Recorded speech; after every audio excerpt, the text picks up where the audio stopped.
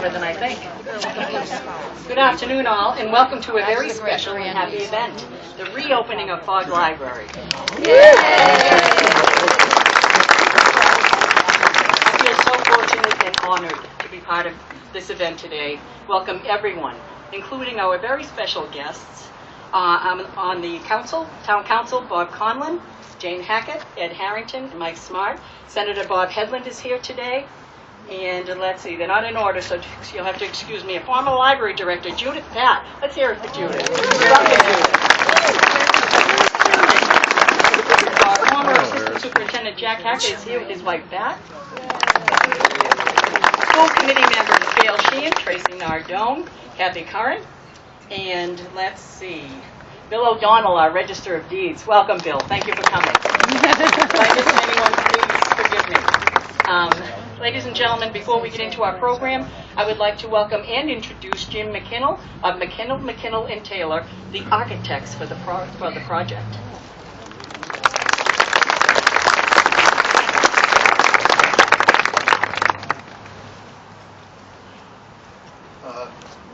Good afternoon.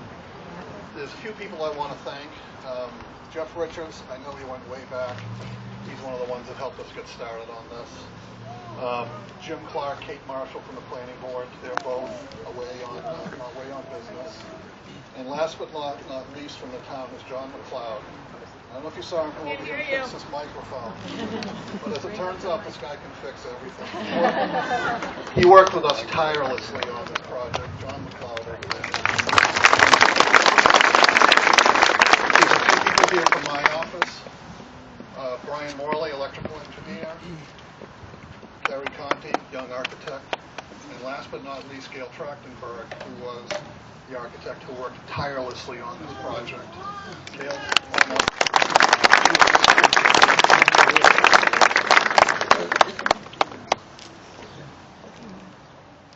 Gail made it her business to know every little piece of this building and followed it through the construction. She did an amazing job. I'll tell you how it all started. Can you use the microphone? I'll try to tell you how it all started. 7 years ago, in 2007, turn it up a little bit? Yeah. Can you hear me now? Yeah. I'm sorry. Is that too loud? No. So 7 years ago, we got hired to put a new roof on this building. And I recall going into the attic space and looking up in the attic and seeing daylight, which is not a good thing when you see that inside the building. And I recall going into the attic space and being able to pick brick out of the wall. And we just were sort of surveying all around the building. And we got up on a stepladder on the balcony that's out front to look at some of the flashing. And I was able to reach up with my hand and pull a stone right off the face of the building. So we talked with Jeff Richards, and we told him that in addition to a new roof, we needed to really take a look at the masonry. And we hired a masonry contractor to come in, and we had a lift here, and we went around the entire building sampling stone, and we would cut out stone and see what was behind the stone. And what we found is advanced decay in the masonry walls that physically hold this up. So it turned from a roofing project into a roofing and masonry restoration project. We were lucky enough to get a really good restoration mason. He did an amazing job. And one of the things that, I don't know if any of you stopped by when it was under construction, when the staging was all around the building, but we took off probably close to 80% of the stone came off the face of this building. The backup wall was rebuilt. The entire system was reinforced. We had to rebuild the attic trusses. All the wood trusses up there were rebuilt, and when we were finally done with all that, we put the new roof on. So the exterior of the building, it was probably like 3 years ago we completed that, Gail, about 2010 or so. The exterior was completely rebuilt at that point. But then inside you had plaster was just falling off the walls. There were no mechanical and electrical systems that really functioned. There was an old steam boiler. It was never warm in this place. And of course the town had the task of trying to find all the money, and that's never an easy thing in these situations, because I know the schools that need money, I know that there's fire stations that need money, but you have cultural resources like this that need money as well. So we were happy when the town found that.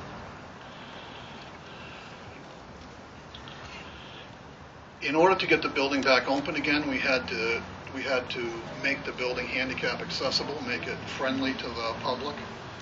And I don't know if you recall what this used to look like. This was this narrow little concrete entryway that went down into the building. We wanted to open this up so we could have events like this right here. And this became the new main entry for the library. There's an elevator right inside. One of the things that Gail did is this elevator fits in here with a shoehorn. Literally, it's got like a 1/4 inch clearance in different places. We had to go to the state board to get permission because we were, was it 3 inches taller than, the floor-to-floor height was 3 inches taller than allowed, so we had to get a variance from them. But the elevator fits. I've been told it's slow, but it does fit. And it's only got a couple floors to go to. It's not like we got to go that far. Mass Historic gave us funding when we were doing the window restoration, and all the old windows in this building are intact except for those up there, and that main part were replaced in the 80s, but all the rest are original windows. And all the windows came out, all the old paint was stripped off. They were all completely restored. And we even had a company come in and do a paint analysis where they cut out a piece of one of the old windows, they peeled back the layers of paint, looked at it with a microscope, and figured out what the original color of the paint was. And that's what is on there now. The basement, I know you all get to go inside. That used to be the old children's room. In fact, I can remember being at job meetings in the basement with a bunch of construction guys sitting in children's chairs and tables. It was kind of comical. But we've turned it into, there's 2 meeting rooms, one large, one small kitchen area to support that and stuff like that. One of the keys to making an old building like this a part of the town is to make sure that all of the systems that we're used to having, air conditioning, which has never had, updated electrical and lighting systems, fire alarm, all that stuff, all the fire safety stuff we need is all up to date. We did all of that, and it's very, very hard to even see some of the HVAC stuff in there. So I think we're pretty successful with that. The one last thing I want to say is that 7 years of working on this building, I would walk in. We have our weekly meetings. Sometimes they be design reviews, sometimes construction meetings. Last Wednesday, I was here at it was the Friends of the Fogg Library, had an opening Wednesday evening. And I walked into the building, I didn't know anybody. It was full of strangers, and I realized that it wasn't my building anymore. It's the town's building. So I hope you all enjoy it. Have a good time. Take good care of it. Thank you.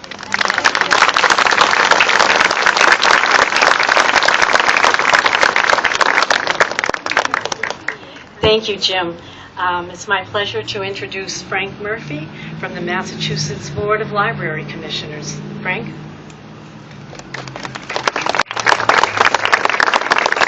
Good morning. I'm sorry. Good afternoon to you all. I'll try and get this so that the snake doesn't bite me as I stand here. It's first order of business is to congratulate the town and say not only hello, but thank you to the mayor, okay, and all of the local folks involved, the library people. And I'm delighted to hear that there were some state folks here as well, State Senator Hedlund. I'm glad he came, because the congratulations and thanks are for creating a new, improved house of learning for the people of Weymouth. Your mayor is a very dynamic lady, I've met her already, who aims for revitalization of this community. Today is a major step toward that goal. Why? Because every library is a place of magic in the community. It's the single most powerful place, since it is the only place that anyone, regardless of their circumstances, regardless of age, regardless of how much money they have in their pocket, can walk through these doors behind me and be empowered to change their lives for the better. There is no other place as magical, no other place as powerful in a community than the library. Thank you. Well, how powerful is it? Well, every day in this library, you're likely to find the patron who couldn't use computers until he or she received a training course, which button to push. A parent whose child hated reading until a children's librarian found books with subjects he or she was passionate about, and then they got into the reading with pleasure. There are courses for English at large for patrons learning English as a second language. More and more, that's a vital requirement in all our libraries. Using this library as a place to learn and as a place to access the resources they need to learn English. And finally, the lifelong residents who enjoy all the book groups offered, the downloadable ebooks, the offerings under the movies and other things. She used to bring her daughter to the library when she was young. Now she brings their grandchildren. The library has played a positive role in her life since she was a child. And she plays an important role not just for her now, but for the whole family as well. Hearing the stories of how individuals have changed their lives for the better by using the library is what really demonstrates the value, the quality of life factor important to every community, and magic of our libraries. Our libraries have never been more vital to their community. I love to go to groundbreakings, ribbon cuttings. It's a time of joy, it's a time of pleasure, it's a time of satisfaction and completion. One of the more impressive ones I've been to in the last several years is the Holyoke Library. And there's a quote that I want to leave you with.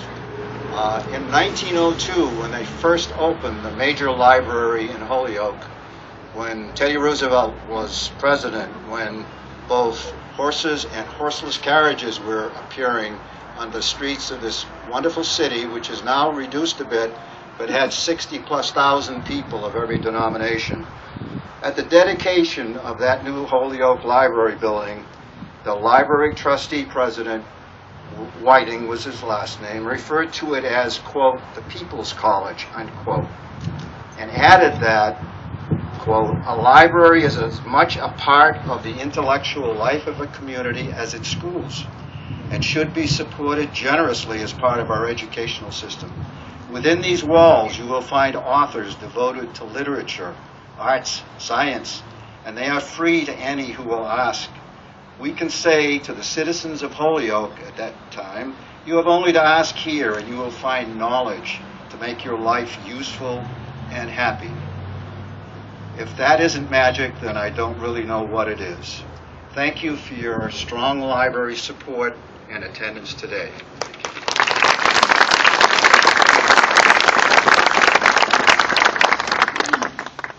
Thank you, Frank. And now it's my pleasure to introduce our Director of Libraries for the town of Weymouth, Rob McLean.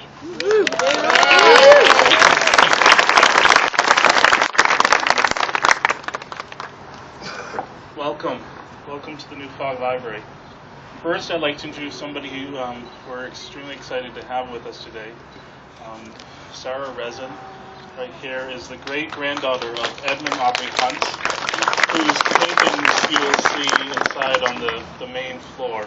We're blessed to have 9 paintings by Edmund Aubrey Hunt installed now, and in the future we'll have a couple more up for your visual pleasure. Thank you, Sarah, for being with us. This project was a big team effort, so I have a lot of thank yous to give out, and so I hope you bear with me. First and foremost, thanks go to Mayor Sue Kay and her unrelenting push to make this day a reality. Also, many thanks to Councilor Mike Smart for his support of this project. Thanks to the members of the Fogg Library Advisory Committee for recommending a reuse plan to Mayor Kay. And thanks to our former library director, Joanne Lamont, who oversaw the first phase of the restoration project here. I'd also like to thank those who provided the needed funds to make this possible. Always a good idea to thank those who provide the money. Among those are the Community Preservation Committee, led by Chairman Walter Flynn. Thanks to the Weymouth Town Council for their support. Also thanks to Starwood L&R. Thanks to the United States Department of Housing and Urban Development for the Community Development Block Grant funds to make Fogg Library accessible to all for the first time. Also, thanks to the Massachusetts Historical Commission for a preservation grant. Many thanks to the hundreds of individual donors who ensured we could fill our shelves with books and our grounds with trees and bushes. In particular, I'd like to thank Donna Shea, Holden's Pharmacy, Julie Hackett, John and Becky Barbera, and the Tanner B Foundation, and Joe Merton especially, for all their generosity. I'd also like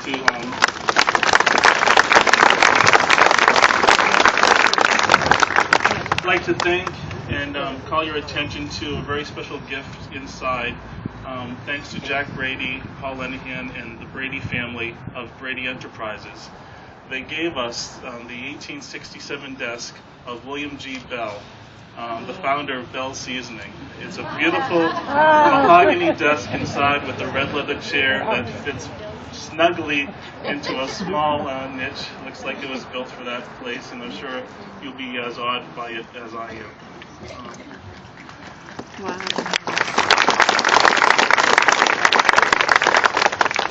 This also was a big team effort within the town of Weymouth, and I'd like to thank Jeff Richards of the building department for his support. Also from the planning department, Jim Clark, Jody Lair, and Kate Marshall. Jim McKinnell, Gail Trachtenberg, and Ned Taylor, and all the other folks at McKinnell, and Taylor did a fantastic job as the architects for both phases of this project. Thanks to Ed Walker of the Weymouth Historical Commission for his support and oversight. Also to Mike Gallagher of the IT department and Kenan Connell of the DPW. I'd like to thank Rob Davis, Don Skinner, and Paul Chavo of Northern Contracting, best general contractor around, for their work on phase 2 of this project. Also thanks to Colantonio, the general contractor for the first phase. And many thanks go out to the subcontractors who take great pride in their work on this project in particular. And lifelong thanks go to John McLeod, the construction supervisor, project manager, who led this restoration project.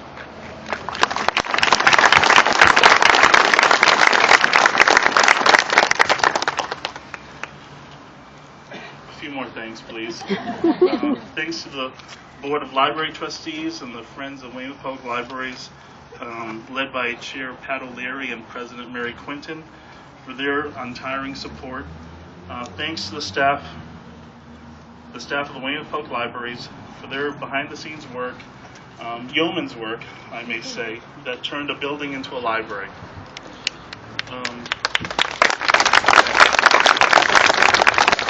Finally, thanks to you, our library patrons, who kept our feet to the fire and drove us to meet and hopefully exceed your expectations. So thank you all, and welcome to the new Fogg Library.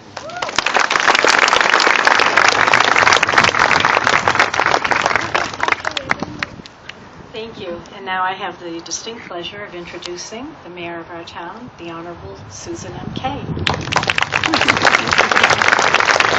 you, Kathy. I promise not to be too long. Getting chilly out here.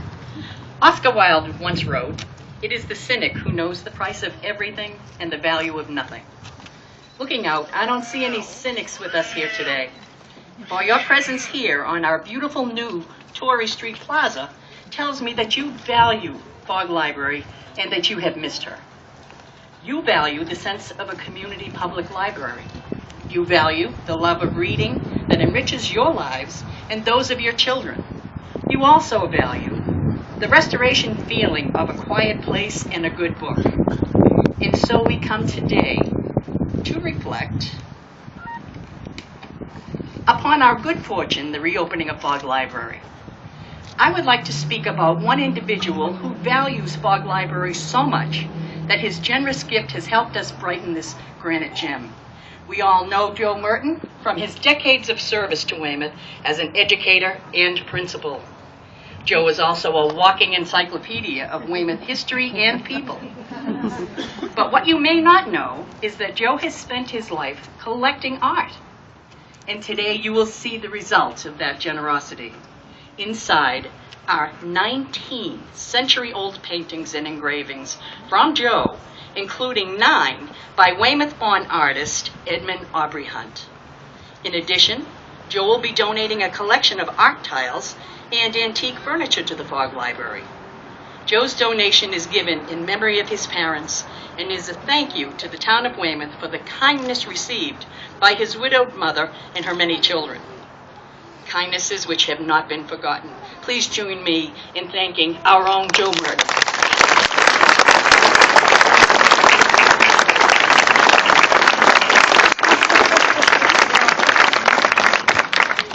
In his address at the 1898 dedication of Fogg, Reverend Bolster said, "No one can predict the influence for good this library will become as the years go by." Nearly 116 years later, we can confidently state that with this restoration, Fogg Library will continue to be influence for good, for many decades to come, in fact.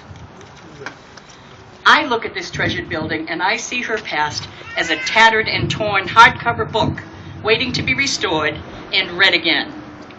Her first chapter spoke of visions. The vision John S. Fogg had over 100 years ago to give to the residents of Weymouth a free library located in Columbian Square, where his business was located. The continuing vision of Jim Clark, town planner, Rob McLean, library director, our offices at Town Hall, many committees, Columbian Square businesses, and the town council to bring this building back to life. The second chapter speaks of the many generous, supportive friends of Fogg. To name a few, again, our beloved Joe Merton, as aforesaid, brings this building to life with cherished paintings and Chelsea tiles. Brady Enterprises, as was mentioned, for donating the William Bell desk, which fits so exactly. You got to check this out. Doesn't have an inch on either side. And he created Bell Seasoning. I must tell you, that is a northeastern treasure. I went to Virginia with my family, couldn't find it. Almost couldn't have Thanksgiving. Weymouth's own Julie Hackett has made sure the children's room is nicely furnished. This building was and is very special to the Hackett family. Look at that, how timely. Last, but certainly not least, we are very grateful to the Friends of the Public Libraries and the Library Board of Directors for their ongoing efforts to enrich and make better all of our libraries. Thank you all. Let's thank them, folks.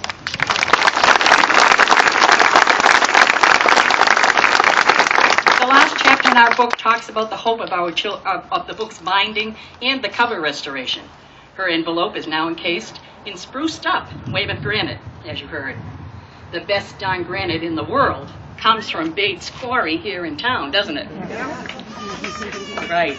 Now, in tip-top shape, her windows are updated to display anchors, a buoy in a tree, a crab, and a butterfly for our enjoyment. The success of an added handicapped access entrance and lovely decorative landscaping belongs to John McLeod, Jeff Richards, and updated electronics by Mike Gallagher. Thank you, folks. That's like they deserve it. Our book has now been restored and stands available to all who choose to open, enjoy, and read.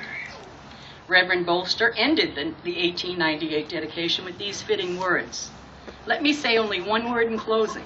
That is, that we cannot pay a better tribute to Mr. Fogg and his generosity, one that would please him more, I believe, could he speak to us, than to use diligently, wise, and well the privileges which, through his instrumentality, are placed in our hands. Let us do so. Come in and enjoy all. And we do have, ladies, I have a plaque somewhere. I won't read all of it because there are 100 whereases. But just a couple. in honoring the Fogg Library, whereas the Fogg Library was built in 1897 in Columbian Square at the behest of the civic-minded Fogg family. And it goes on and on and on, and I will end with the now therefore so we can all get in. I, Susan Kerr, Mayor of the Town of Weymouth, along with you, proudly share in this celebration of the reopening of the Fogg Library, given under my hands this 28th day of April, 2014, Susan M. K. Mayor. Thank you and welcome all. Can we give this to our library director? Thank you, Rob.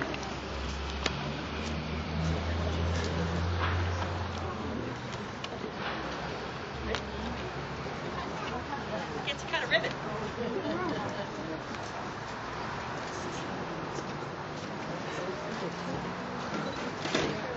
Joe, that ribbon? All right, Joe. Ready? Okay, 1, 2, 3. Yay!